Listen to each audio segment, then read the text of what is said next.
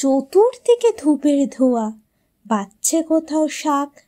ক্যালেন্ডারে চোখ চলে যায় 25শে বৈশাখ।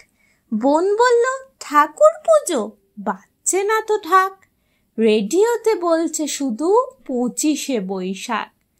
মাকে বলি খাবো না আজ, যতই খিদে পাক। টিভির কাছে দেখবো বসে 25শে বৈশাখ।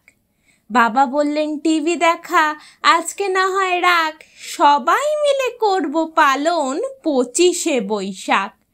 ভাই বলল বীর পুরুষ, দাদা বলল থাক।